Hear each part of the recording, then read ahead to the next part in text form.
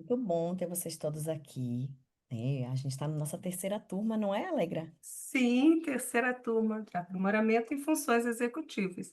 E, como sempre, para abrir a nossa aula inaugural gratuita, a gente convida nosso professor Fernando Laura. Boa noite, professor. Boa noite, boa noite. Que honra, uma alegria muito grande poder mais uma vez participar. Estou aqui desde a primeira turma e feliz por estarmos iniciando essa terceira turma. Então, uma honra, uma alegria poder participar. Eu, sobretudo aqui, que não sou da área da fonoaudiologia e aprendo tanto também com vocês nessas trocas que a gente estabelece nos cursos. Obrigado, viu?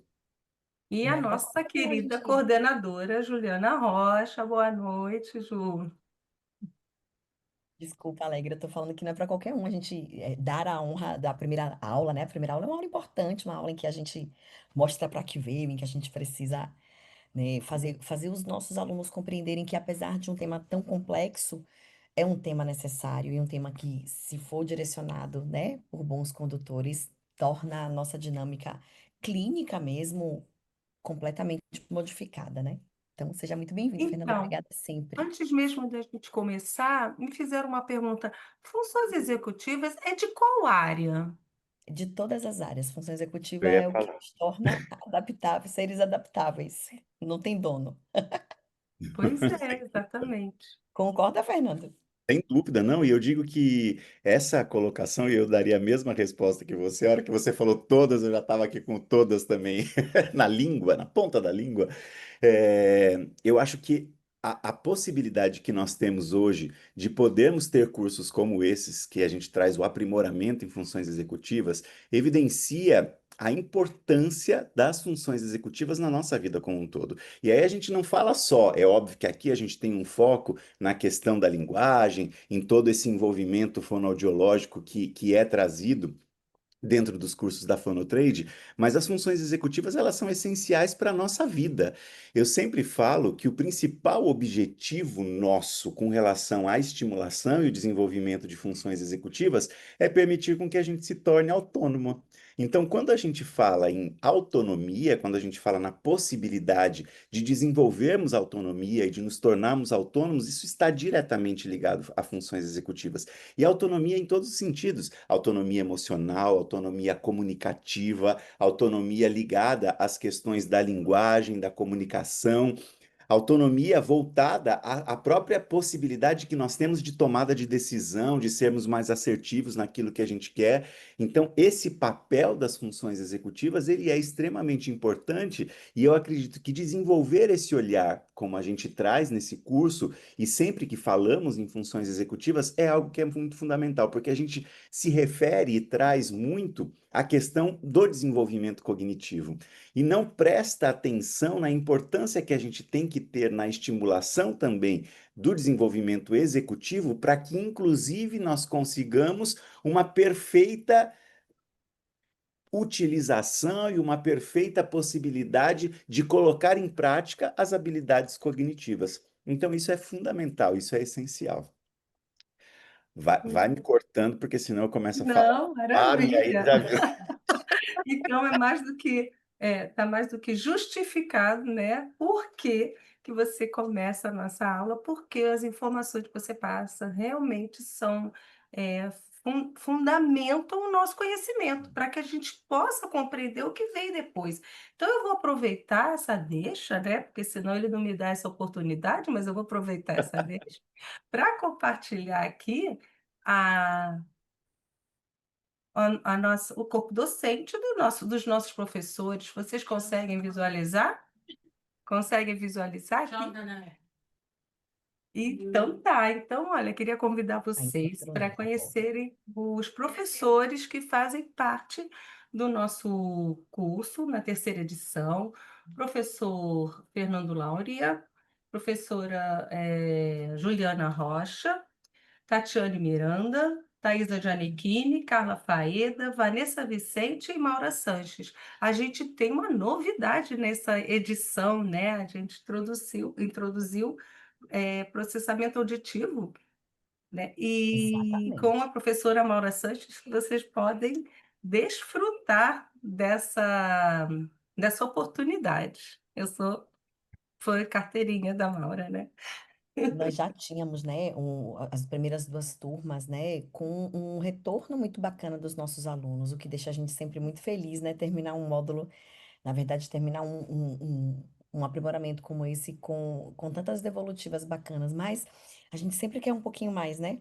E aí veio a participação da Maura, que já era um sonho da gente, para falar da questão do processamento auditivo central. Então, só lembrando, o processamento auditivo central é basicamente elaborado através das funções executivas, não apenas auditivas. Não é o que eu ouço, é o que eu faço com aquilo que eu ouço, né?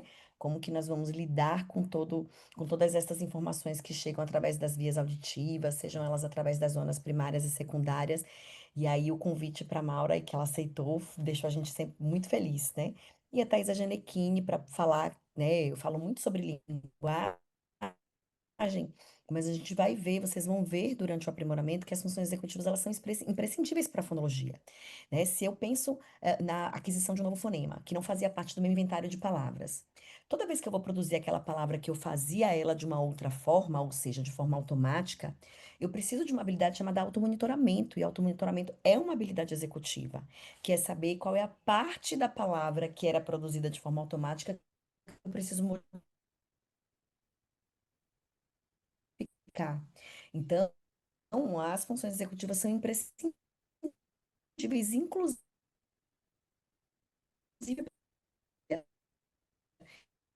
e aí o convite para estar aí nesse sentido. Então, hoje eu digo que a gente tem um dream team das funções executivas.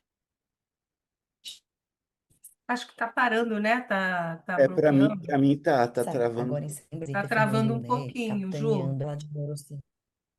Ju, Ju. Eu acho que tá Agora travando um voltou. pouquinho. Eu não tava, eu tava ouvindo e vendo vocês. Vocês que não devem estar me vendo e me ouvindo direito. Melhorou agora? Agora Isso. estabilizou.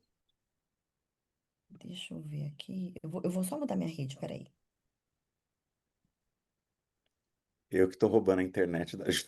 É, eles estão juntos. Eu não sei por que que não estão grudadinhos um do lado do outro. Foi um para baixo, ficou um embaixo, outro em É cima. que a internet lá de baixo tá melhor que aqui de cima. O Fernando tá lá Tá de melhor. baixo. Ah, o Fernando está falando bem. Então, pronto, voltou, né? Então, assim, a Sim. gente tem esse primeiro módulo é capitaneado por Fernando. Não é fácil falar de neurociência, falar de funcionamento cerebral, né? E linkar isso com a realidade, com a prática, senão fica muito teórico. E Fernando faz isso com maestria. Então, ele é nosso, né, capitão aí que começa a discutir esse assunto tão importante. E que vocês vão vendo ao longo dos módulos o quão ele é aplicável. Às vezes vocês me dizem assim: ah, você me diz uma atividade, Ju, para trabalhar tal habilidade executiva? Eu falo qualquer uma. Qualquer atividade, né, em que eu demande aí respostas adaptadas, rápidas, pareamento, vão demandar de funções executivas. Então, vocês vão ver o quanto a gente tem esse direcionamento aplicado, né? Logo depois de Fernando, no mês que vem, em outubro, a gente vai falar sobre função executiva e a linguagem, vamos falar sobre ecolalia. Aí vem a Tatiane Miranda, ela é neuropsicóloga, trabalha com avaliação neuropsicológica, e ela também traz esse panorama de quais testes nós podemos aplicar, né, de quais as possibilidades de avaliação. Depois a Thaisa vem falando sobre a fala, né? Isso aí já em janeiro de 2026. Pode passar, Alegra.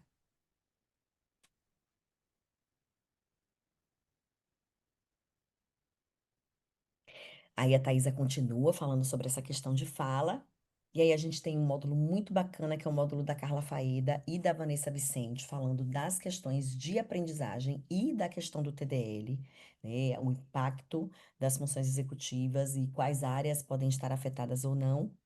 E aí a gente vem com a Maura, né? A Maura falando das funções executivas do processamento auditivo central.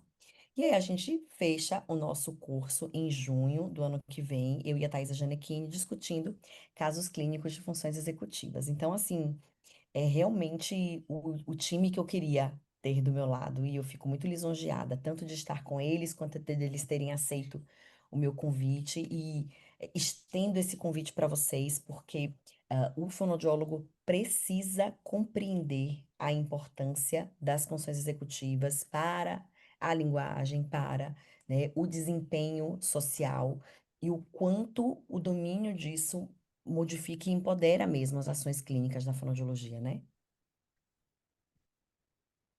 Perfeito. Então, Mas o que são, né, essas funções executivas? Fernando, fala um pouquinho para a gente do que são essas funções executivas. Sim, claro. Você quer falar alguma coisa antes, Alegra? Perdão, não. Alegra. Posso falar?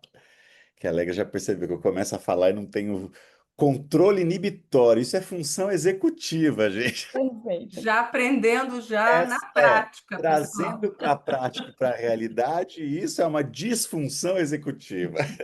Mas vamos lá, quando a gente fala em função executiva, eu gosto sempre do exemplo de comparar as funções executivas com uma torre de controle do espaço aéreo. Então, eu sempre digo assim: nós temos ali diversos aviões que pousam, que decolam, que cada um está numa altura específica, num tempo específico dentro desse espaço aéreo, numa velocidade específica. E essa torre de controle é que permite com que nós mantenhamos e tenhamos possibilidade de estabelecer essa harmonia, esse equilíbrio entre todos esses aviões, para que não haja colisão, para que cada um pouse no momento certo, decole no momento certo, enfim, e não colidam. Esse é o papel das funções executivas na nossa vida, como se fosse essa torre de controle. As funções executivas, elas permitem e possibilitam com que nós consigamos trazer equilíbrio e harmonia entre todas as nossas habilidades. E isso é muito importante. Mas eu acho que antes mesmo de nós falarmos propriamente dito das funções executivas, seria interessante nós entendermos como se dá o processo de aprendizagem e também conceituarmos, até para que a gente possa dar a devida importância para as funções executivas, que quando a gente fala em aprendizagem humana, e aí nós estamos falando de qualquer tipo de aprendizagem, no desenvolvimento da linguagem, na aprendizagem acadêmica que se dá ali dentro da sala de aula, na aprendizagem emocional, nós temos a possibilidade e a necessidade de integrarmos três funções. Primeira delas, as funções cognitivas, e as funções cognitivas, como eu disse a vocês, não são só elas que estão ligadas e que efetivam o processo de aprendizagem, as funções executivas, sim, e aí nós temos elementos que compõem esse componente executivo, né? Relacionado à atenção, percepção, associação, pensamento, juízo, imaginação, raciocínio, memória, linguagem. Todos esses são elementos do processo cognitivo. Então, eu preciso trabalhar, e, por exemplo, se eu peço a vocês, num momento de prática ou num estudo de caso, que vocês possam avaliar as funções cognitivas do paciente de vocês. Certamente vocês terão que olhar para todos esses pontos que estão diretamente ligados a esse desenvolvimento cognitivo: atenção, percepção, associação, pensamento, juízo, imaginação, raciocínio, memória, linguagem. Então, isso faz parte do processo cognitivo, mas a aprendizagem em si não se dá somente por conta desse processo cognitivo. Eu preciso ter associada às funções cognitivas, o que nós chamamos de funções conativas também. As funções conativas, elas estão diretamente ligadas à possibilidade que nós temos de nos sentirmos motivados, de podermos ter a possibilidade de darmos continuidade àquilo que foi iniciado. Então, as funções conativas, elas estão ligadas à motivação, à força de vontade, elas estão ligadas à tomada de decisão e às nossas emoções também. É por isso que a gente sempre fala que em todo o processo de aprendizagem, quando eu tenho, sobretudo, o envolvimento de emoções positivas, eu tenho sim um desenvolvimento muito mais específico daquele papel que eu estou querendo estimular e daquele papel que eu estou querendo desenvolver. É óbvio que também as emoções negativas desempenham um impacto importante, porque se nós formos pensar em traumas, por exemplo, os traumas nada mais são do que possibilidades que nós temos de realmente conseguirmos. Filha da Ju chegou aqui, tô dando tchau para ela. De possibilidade que nós temos de conseguirmos e de estabelecermos uma emoção negativa extremamente intensa. E se vocês forem ver, esse exemplo que eu tive aqui agora foi um exemplo de função executiva que eu quero trazer na prática e que a Ju está tendo ali. Cecília, filha da Ju, que ela está beijando a mão nesse momento, chegou. E eu estava conversando com vocês, percebi que a Cecília estava chegando, voltei meu olhar para ela, eu tenho essa atenção que faz parte desse processo cognitivo, mas ao mesmo tempo que eu peguei e pude dividir essa atenção com a fala de vocês, com a chegada da Cecília e retomar a minha fala dentro daquilo que eu estou falando, é memória de trabalho que eu estou utilizando, que é uma função executiva. Para vocês verem, estou trazendo aqui uma possibilidade prática de dar exemplos de como são funcionais e às vezes a gente nem pensa na importância dessas funções executivas dentro do nosso dia a dia. Então, voltando ao que nós estávamos falando, a questão da emoção negativa presente também de uma forma muito intensa, ela acaba gerando traumas. Os traumas nada mais são do que aprendizados não positivos diante de uma emoção negativa que eu trago. E isso pode impactar a fala de uma forma extremamente grande. Então, dentro de todo esse processo avaliativo do desenvolvimento da linguagem, é importante que nós também estejamos atentos às questões emocionais que podem ter um impacto significativo nesse desenvolvimento da fala, e inclusive na condição que nós temos de expressão das funções executivas. Então, nós temos funções cognitivas, funções conativas e, por fim, as funções executivas, compondo e fazendo parte dessa tríade que nós chamamos de tríade funcional da aprendizagem humana. Não se tem uma aprendizagem que seja integral, não se tem uma aprendizagem que seja efetiva sem que nós consideremos essa tríade chamada de tríade funcional da aprendizagem humana. E as funções executivas, elas vêm justamente na possibilidade de nós podermos entender todo aquele contexto que eu trouxe para vocês de harmonia e de equilíbrio entre as habilidades que nós podemos expressar. Então, por exemplo, essa habilidade de alternância entre estar falando com vocês, fazer um comentário por conta da filha da Ju que chegou e voltar ao que nós estávamos conversando, é uma possibilidade que nós temos através das funções executivas de estabelecer esse equilíbrio, de estabelecer essa harmonia entre essa habilidade de uma atenção que seja uma atenção dividida. Isso é extremamente importante. Bem, e aí eu trago para vocês o seguinte: funções executivas. Vocês podem me perguntar, Fernando, qual é o principal período, né? Ou outra pergunta que a gente pode trazer. Já nascemos com essas funções executivas, nascemos com o nosso cérebro preparado e se desenvolvendo para poder abrigar essas funções executivas, mas elas precisam ser estimuladas. Então, esse é um ponto importante, porque o principal período que nós temos para que haja a possibilidade de um desenvolvimento mais preciso de funções executivas é durante a primeira infância. Então, o que nós chamamos de período crítico, né, aquele período em que o cérebro está mais aberto e propenso para o desenvolvimento de uma habilidade, quando nos referimos a funções executivas, porque os períodos críticos eles não são homogêneos, eles são extremamente heterogêneos e para cada habilidade nós teremos uma faixa etária, um período específico para que a gente tenha maior possibilidade de desenvolvê-la. Então, quando falamos em funções executivas, o principal período que se existe, e levando isso para a questão cerebral e da neurociência, é justamente a primeira infância, sobretudo dos 2 anos e meio aos 6 anos de idade. E aí vem um ponto importante que eu sempre saliento e trago também nas minhas aulas, é que a neurociência em nenhum momento ela vem para ocupar o espaço de qualquer especialidade. Jamais. A neurociência ela vem para ser uma aliada. Eu, por exemplo, Fernando, sou neurocientista e um neurocientista que se especializou muito na questão da neurociência da educação. E aí a neurociência ela veio para ocupar o lugar do professor dentro da sala de aula? Não.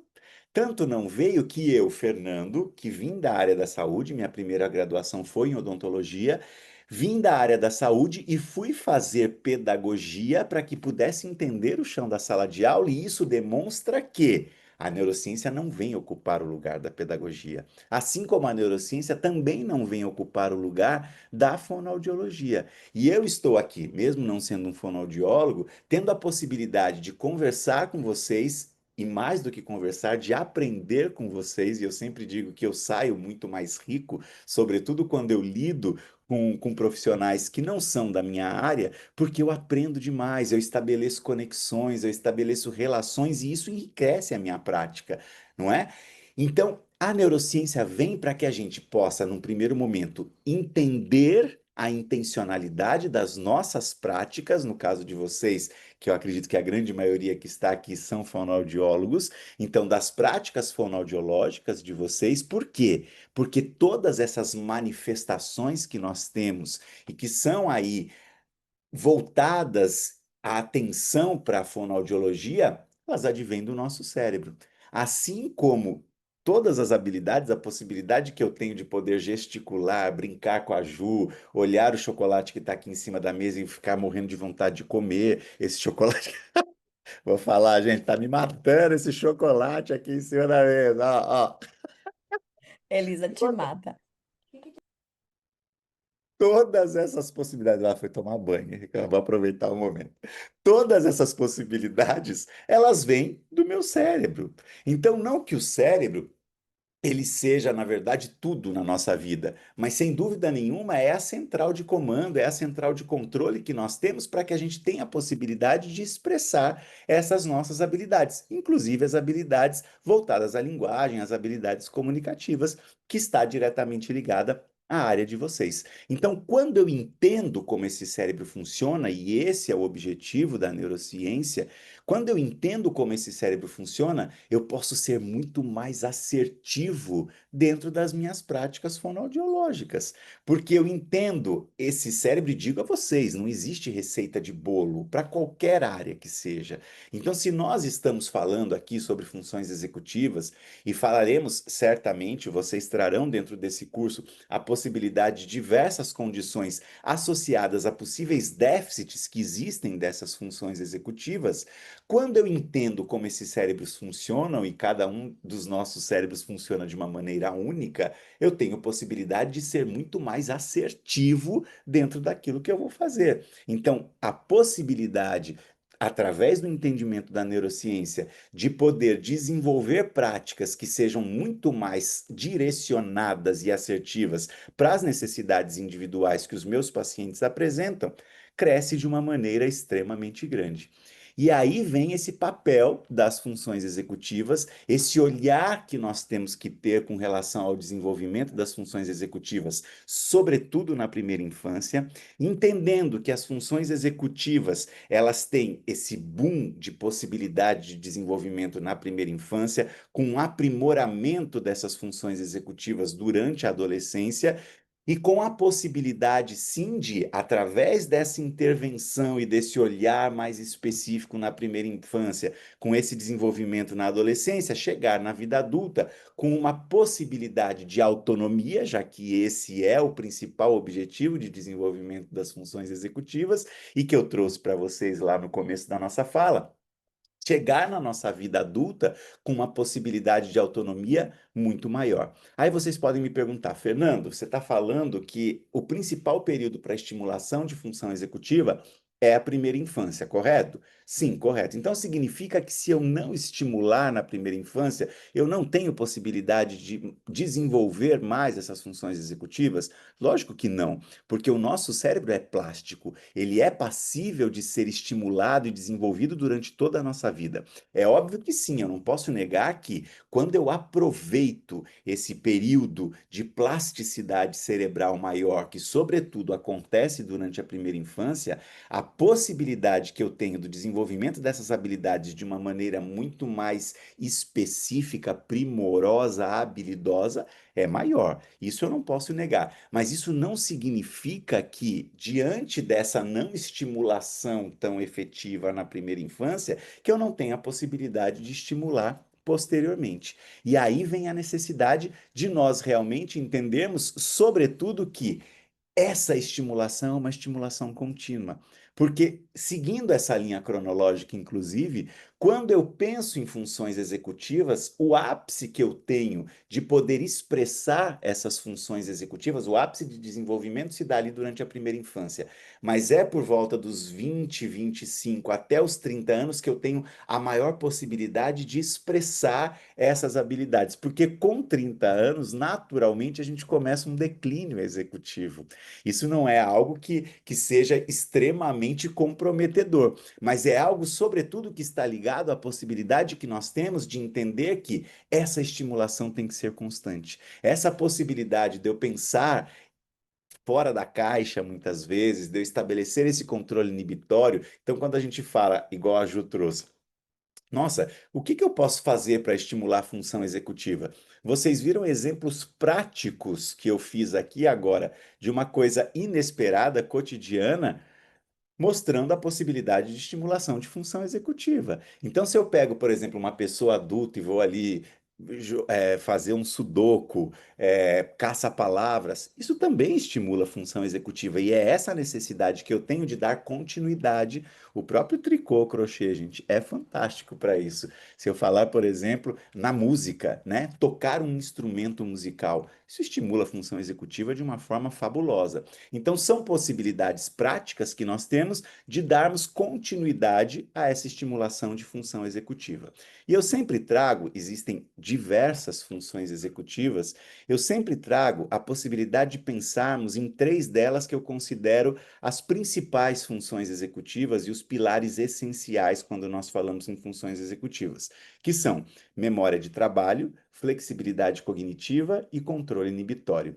Só dando uma pincelada, coitada, a Ju deve estar com vontade de falar e eu estou aqui querendo comer o chocolate sem parar de falar, porque senão eu vou comer o chocolate. Isso é controle inibitório. Então, o que que acontece? Mas só para eu fechar essa minha fala aqui. Falando um pouquinho sobre essas três funções executivas. O controle inibitório. O controle inibitório, ele vai muito além do que a possibilidade que eu tenho de me controlar para não pular no pescoço de uma pessoa porque ela me irrita, ou seja, de pensar antes de agir, né? Quando eu falo em controle inibitório, eu estou falando da possibilidade que eu tenho de atenção. A condição que eu tenho de me manter atento, ela está relacionada ao meu controle inibitório. A atenção sustentada, ou seja, aquilo que eu tenho que conversar com vocês, falar com vocês nesse momento, ela independe, por conta desse controle inibitório, dos diversos distratores que eu tenho aqui em volta. Então, eu tenho, por exemplo, aqui, eu estou na sala da casa da Ju, e tem aquele sininho, que é uma delícia, não sei como é que chama, tem um nome específico que eu sei. Ju, se você souber, me fale. Ah, eu chamo Mas de sino dos ventos. acho que é isso mesmo, sino dos ventos. E tem um sino dos ventos que está tocando. Se eu não tivesse esse controle inibitório, certamente esse sino dos ventos me distrairia e não permitiria com que eu tivesse possibilidade de poder dar continuidade ao que eu estou falando. O controle inibitório, ele permite com que eu seja persistente. Então, quando eu tenho controle inibitório, eu tenho possibilidade sim de poder dar continuidade àquilo que eu preciso fazer. E mais do que isso, o controle inibitório não só permite com que eu seja persistente, como também permite com que eu inicie o que tem que ser iniciado no momento certo.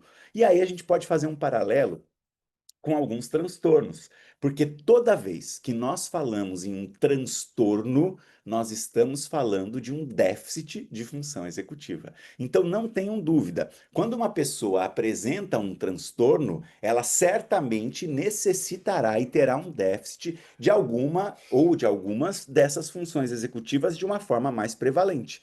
Voltando a essa questão do controle inibitório, vamos falar sobre TDAH. O principal déficit executivo, quando nós falamos em TDAH, é de controle inibitório. Por que que a pessoa com TDAH procrastina? Porque ela tem essa dificuldade de ser persistente. Não só isso, existem outras questões envolvidas relacionadas inclusive à neuroquímica cerebral, mas não é o caso da gente falar agora e a gente ficaria mais 5 horas falando sobre isso também. Mas só dando um exemplo, a pessoa com TDAH procrastina por conta desse déficit de função executiva, mais especificamente controle inibitório, que faz com que ela não inicie o que tem que ser iniciado no momento certo, não consiga dar continuidade àquilo que precisa ser feito, e, consequentemente, acaba não sendo persistente nas tarefas que ela precisa persistir. Mas não é só isso o controle inibitório. O controle inibitório também está relacionado com as nossas questões emocionais. Se vocês trouxerem o conceito de emoção, eu digo que emoção é um processo passageiro desencadeado por um estímulo, tá certo? Então, emoção eu tenho que sentir e eu tenho que passar. Ju me convidou para que eu pudesse dar a aula, já que eu estou aqui em Salvador, dar a aula na casa dela. Isso me deixou feliz, não é? Então, essa alegria, ela emergiu, que é uma emoção. Só que se essa alegria não passasse, eu certamente chegaria eufórico aqui. E aí vem a questão do controle inibitório. Eu chego, começo a falar, começo, Ju, que legal, fica aqui, não, pelo amor de Deus, não faz. Não, mas vamos falar mais um pouquinho, vem aqui. Essa euforia é uma emoção, ainda que positiva, que é a alegria, que não passa. E é o controle inibitório que permite com que eu tenha a possibilidade de sentir essa emoção, a alegria, e fazer com que essa emoção passe. Então, o controle inibitório, ele estabelece a possibilidade que temos de controle das nossas emoções. E quando eu tenho déficit nesse controle inibitório, certamente ele interfere na possibilidade que eu tenho de controlar essas emoções e essas emoções presentes por um longo período de tempo, elas fazem com que nós vivenciemos um estado que se chama transtorno de humor.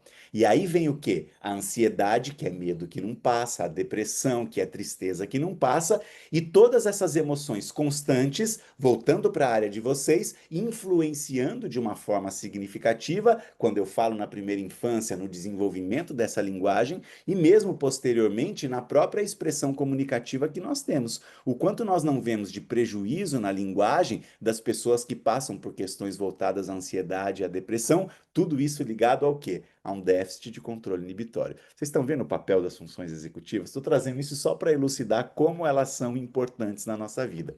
E também dentro do controle inibitório, e depois no curso, óbvio que a gente vai se aprofundar e falar um pouco mais de cada uma dessas funções, isso está mais voltado para a Ju ali também na aula dela de introdução às funções executivas.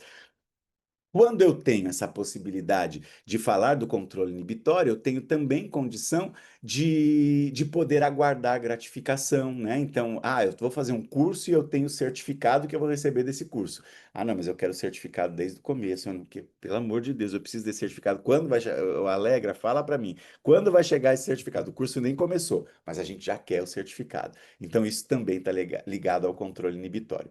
Outra função executiva que é essencial e que eu considero um desses pilares é a flexibilidade cognitiva. O que é a flexibilidade cognitiva? A possibilidade de nós utilizarmos todos aqueles elementos que compõem a cognição e que eu trouxe para vocês de uma forma que seja maleável, de uma forma que seja flexível e me beneficie. Então, quando eu falo em função em flexibilidade cognitiva, eu estou falando da capacidade que eu tenho de poder aceitar e me adaptar às mudanças de uma maneira mais fácil. Eu vou dar uma aula sobre funções executivas para pessoas que nunca ouviram falar sobre funções executivas, tá certo? Vamos ligar isso com a linguagem? Não estou falando de flexibilidade cognitiva e a linguagem é um dos elementos da flexibilidade cognitiva que está diretamente ligado à área de vocês?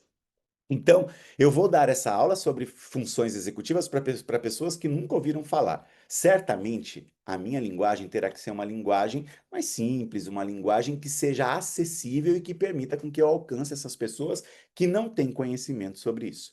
Agora eu vou, da mesma forma, lá para Malta, como a Ju foi, falar sobre funções executivas para pessoas que entendem sobre funções executivas.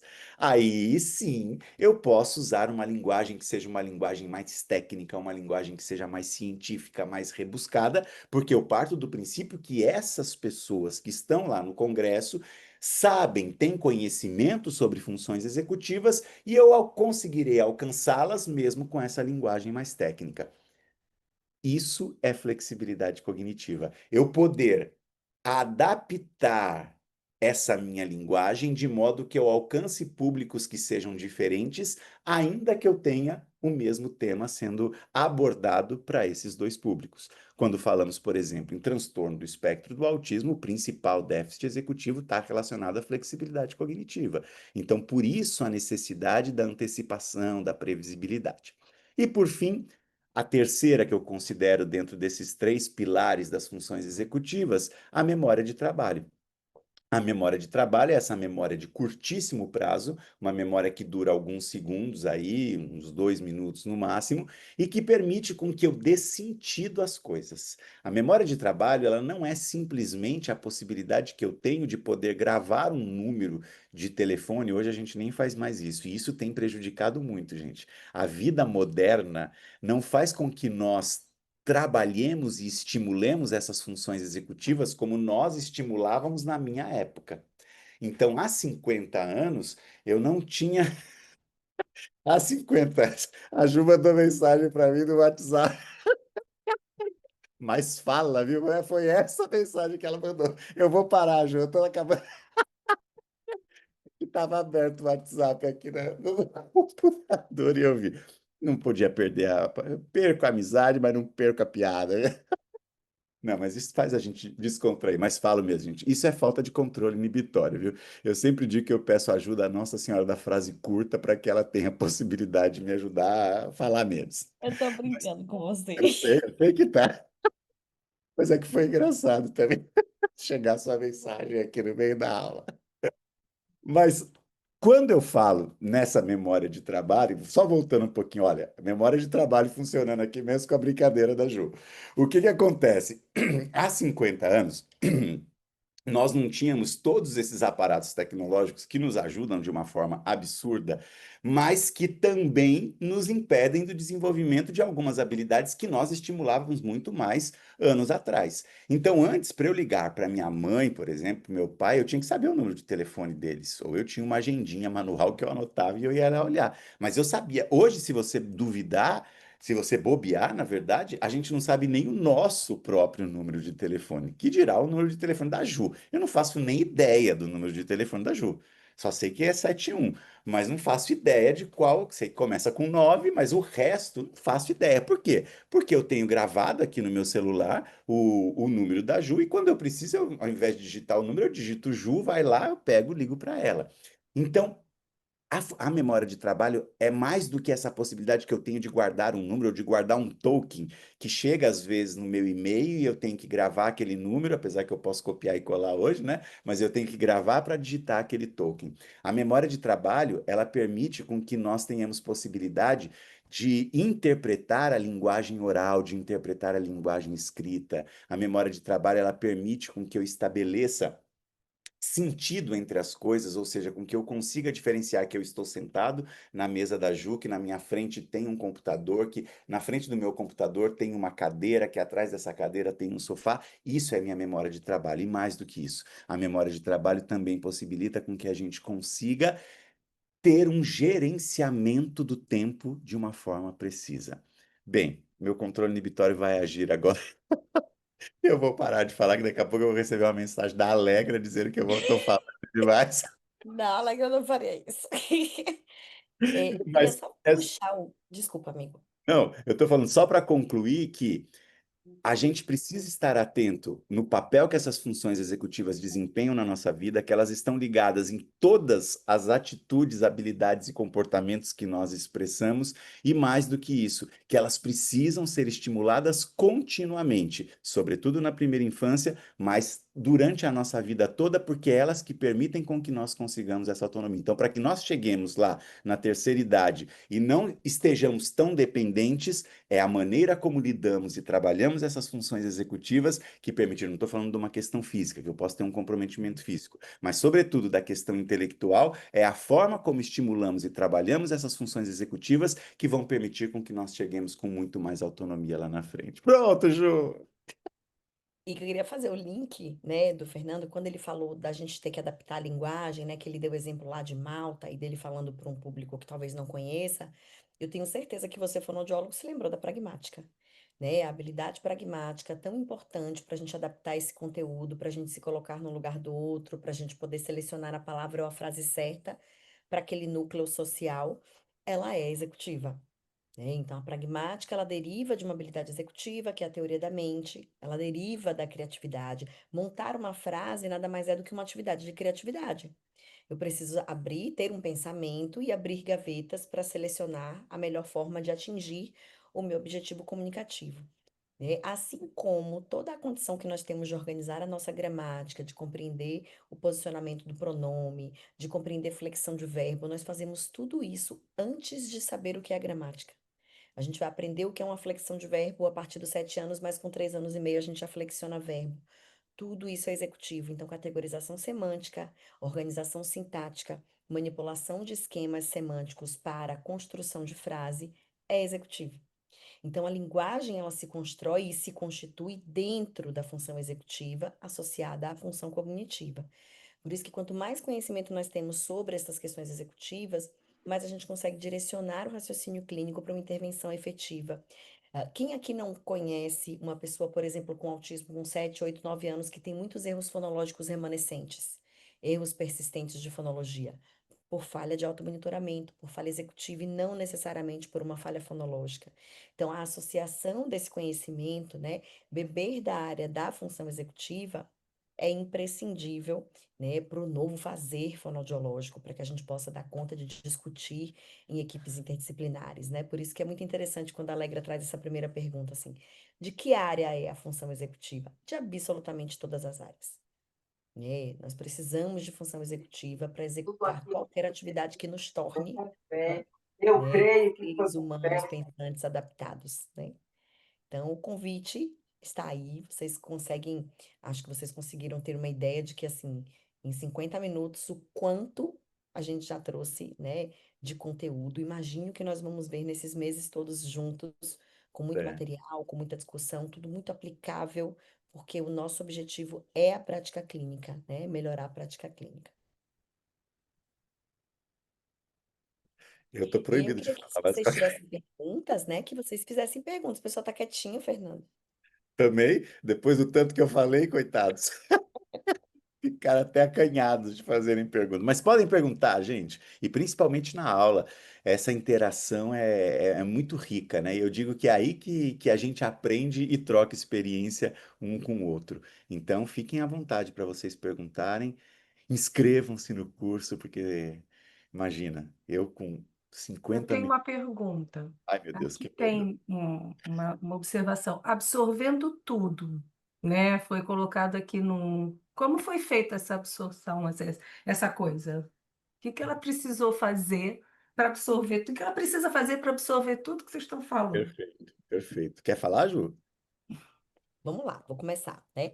Para que a gente possa compreender o que o Fernando está falando, primeiro eu preciso de uma cadeia de mecanismos cognitivos, né? Eu preciso de compreensão do conteúdo semântico que está sendo trazido, mas vamos lá, quantos distratores tem aí na sua casa? Uma televisão, do seu marido que está ligado, seu filho passando para ir até a cozinha, o seu cachorro latindo, às vezes passou uma, né, buzina lá fora de iFood. E em todas estas questões, se não é você quem está na expectativa de todos esses eventos, porque pode ter sido você quem pediu o iFood. E aí você vai precisar se lembrar assim, ó, tocou o interfone. Olha, deixa eu ver quem está em casa. Tem alguém em casa que possa atender? Função executiva. É ela quem vai fazer com que você tome a decisão de ou permanecer atento à fala do Fernando, ou você falar assim, ó, não, tem gente em casa para resolver isso, essa fala é muito importante, eu não quero perder nada. Então você precisou de foco atencional, mas a memória operacional o tempo inteiro estava ali te dizendo, né, qual era a decisão que você precisava tomar no momento. Se manter a atenção era a decisão certa. Vamos pensar que você está assistindo a aula do Fernando e de repente a luz da cozinha acende, mas a sua memória operacional te lembra que não tem ninguém em casa. Eu brinco, ou é fantasma ou é ladrão, né? Eu vou precisar, eu não vou ficar mais tão atenta, porque, né?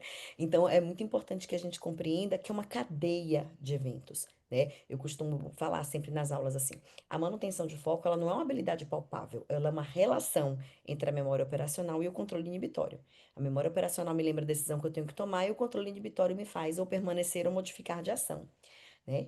E aí a Alana pergunta assim, como trabalhar na prática essas habilidades? Nossa, grande parte das atividades que você já faz contemplam, mas quando você consegue compreender qual é o cerne, né, o que circunda aquela atividade, primeiro você tem mais sistematicidade, você tem mais formas de medir o desempenho, né? Então é muito importante que a gente consiga, e claro, né, a gente vai passar muitos meses aí discutindo sobre isso para que vocês possam ter esse domínio, né? É uma coisa que quanto mais palpável vai ficando a relação da função executiva com a linguagem, com a aprendizagem, com o comportamento, mais palpável fica para vocês as possibilidades de intervenção, né? Esse é o nosso convite. E outro tipo de questão que eu acho essencial quando nós falamos em aprendizagem, seja ela qual for, a gente precisa trazer sentido para aquilo que nós estamos trabalhando, para aquilo que nós estamos estimulando. O que que é esse sentido?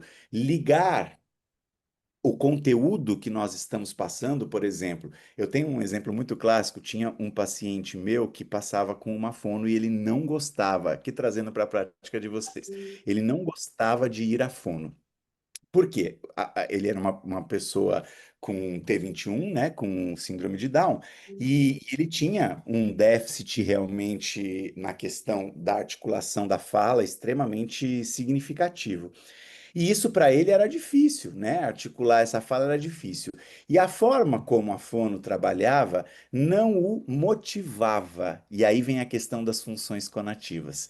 E não tendo essa motivação, e ela fixava muito em querer forçar aquilo, sobretudo, que ele tinha muita dificuldade. Mas às vezes a gente precisa buscar, e não sou eu que vou falar sobre a questão que a Alana trouxe aqui, das habilidades, né, a prática dessas habilidades na questão da fono, porque não é minha área, mas só entendendo o porquê que o que eu percebia, como ele tinha essa dificuldade e ela forçava na dificuldade, às vezes a gente precisa achar meios e outras condições que motivem e que possibilitem com que esta pessoa sinta-se ou engaje-se dentro daquele processo, ainda que não seja diretamente o trabalho específico dentro do déficit que ele apresente, mas que eu consiga buscar alternativas para que eu chegue a lidar com aquela questão. Então, por exemplo, eu vou trabalhar questões de linguagem e o menino gosta de teatro. Por que não utilizar a prática teatral para que eu tenha a possibilidade desse desenvolvimento da questão da linguagem? Entendeu?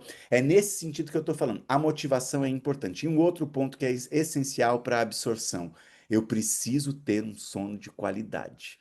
Eu não absorverei o conteúdo todo que está sendo passado, primeiro, se ele não fizer sentido para mim, e aí vem a questão da motivação, eu vou guardar porque eu ligo esse conteúdo novo que me foi trazido e relaciono esse conteúdo novo com arquivos que já estão guardados ali. Quando eu vejo sentido entre o novo que está sendo trazido e o que já foi armazenado, eu consigo armazenar muito mais fácil esse novo. Só que essa consolidação, ela se dá durante o sono.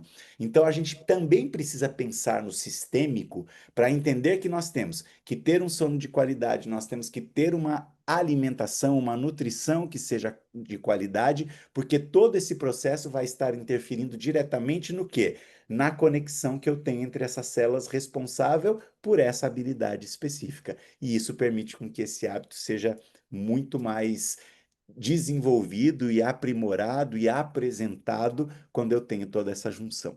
Pronto. Maravilhoso.